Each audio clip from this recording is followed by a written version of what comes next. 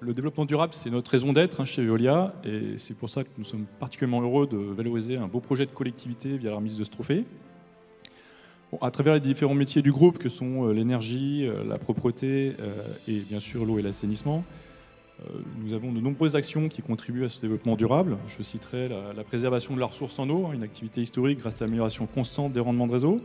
Et plus généralement, nous inscrivons, je dirais, dans une diminution de la pression sur les ressources de la planète, en s'inscrivant de plus en plus dans une logique d'économie circulaire. Vous entendez sans doute beaucoup parler. Je pourrais citer des exemples concrets pour dire ce que c'est.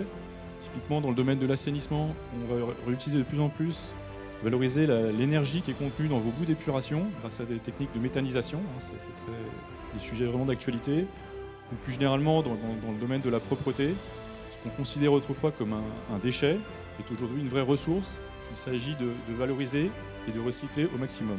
Plus intelligent, finalement, ça va ensemble, parce que l'intelligence en soi, c'est pas tellement important, c'est ce qu'on appelle bien sûr la Smart City. Ce qui est important, c'est ce qu'on va en faire et l'usage. Et justement, ça va être un outil majeur qui va nous aider à améliorer le développement durable de vos territoires. Donc ça permet de détecter les fuites, par exemple. On continue, on est prévenu, je dirais, à la minute. Ça permet de réparer les fuites beaucoup plus vite et évidemment de diminuer le gaspillage. La commune de Mornan pour l'énergie des Mornantais.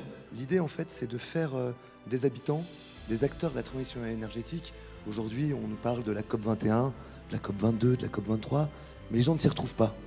Et l'enjeu, c'est de créer chez nos habitants, en lien, les impliquer pour qu'ils deviennent véritablement acteurs en consommant mieux, en consommant moins, et pourquoi pas en produisant de l'énergie. C'est tout un tas d'actions qu'on met en œuvre pour permettre de limiter notre empreinte énergétique et la facture énergétique de notre petit territoire. Et puis c'est montrer aussi que malgré tout ce qu'on entend, des territoires, des initiatives un peu innovantes, où on implique la population, peuvent permettre de relever les grands défis de demain. Moi, il y a une partie des actions qui ne coûtent rien, et puis d'autres, en fait, c'est des choix. Quand on mène une opération de rénovation de l'habitat dégradé, eh bien ça coûte, mais on a des partenaires, la Caisse des dépôts, l'Agence nationale de l'amélioration de l'habitat, la communauté de communes. Et voilà, donc tout ça, c'est un travail en commun au service de la planète. J'ai bien compris, avec votre super équipe. Avec une super équipe. Bravo Renaud Pfeffer, je vous laisse recevoir votre trophée des mains de Denis Mercier. Vous pouvez effectivement les applaudir.